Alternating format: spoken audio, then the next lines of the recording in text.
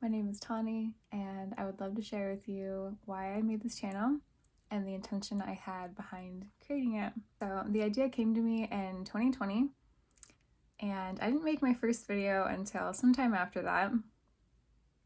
I just had this idea of creating a video where I look into the camera, and it seemed so awkward, but I just had this feeling like I should do it. So my first time learning about what soul gazing is, or eye gazing, whatever you want to call it, was around 2019, I believe, when I saw this show where strangers were just looking into each other's eyes, standing in front of one another. And I had never done anything like that before. I've of course made eye contact with people or look at people I love, but I've never held a gaze with someone outside of a staring contest in a way that's really meaningful, where you're just looking at one another, not saying anything, sitting or standing quite close.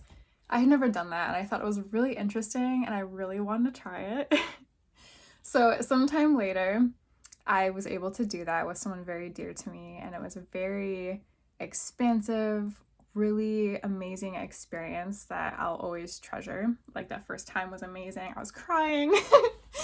And it's hard to explain, but at least for me, when I first did it, I felt like this person was seeing all of me, and it's a very vulnerable place to be in when, you're not like hiding. And, I don't think maybe we consciously hide, but as human beings, there can be all these defense mechanisms that we have. And, when you're just normally looking at someone talking, you can just talk, or you can avert your gaze or just laugh. Like, you can just do all these things that are kind of distractions. But when you're just looking at someone in the eyes and you're not saying anything, and it's just simply amazing. So yes, I learned about what soul gazing is, eye gazing, and then I did it. And then sometime later is when the idea came to me to create a video where I'm just looking into the camera, kind of facilitating this soul gazing experience with people that have never done it.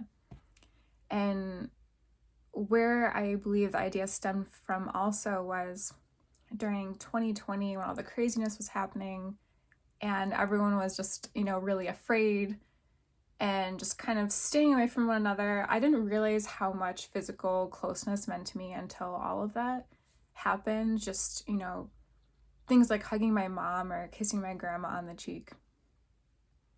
We didn't do that during that time, and, there was just a lot of fear around that, like not wanting to get each other sick with the pandemic and all of that. And I just really missed like really being close to people. I missed hugging my family, and I just felt like I really took that for granted.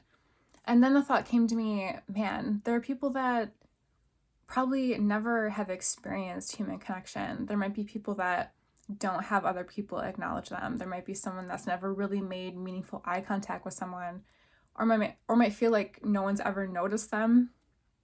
And to me, that was a really sad thought.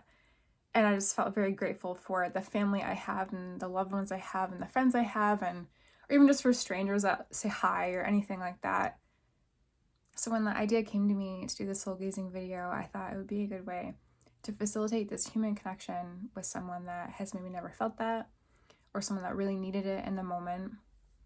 I think maybe everyone has felt that feeling or experience when you have people around you, but you still feel really alone and maybe misunderstood or not understood. And I think just a moment and just like a morsel of human connection can just subdue all of that, just any feeling of loneliness or like being a foreigner on this planet, just like an alien. Like no one gets me and all of that. Like, I'm just kind of this observer, like any of those feelings. So when I made my first video, I didn't plan on making more videos. I was just gonna get that one out there, and honestly, it felt extremely embarrassing to me. I thought it was super weird, the idea of just making this video where I'm staring to the camera, and I figured people would think I was really weird. Because I kind of thought it was weird, and I figured people just think I'm like a big weirdo.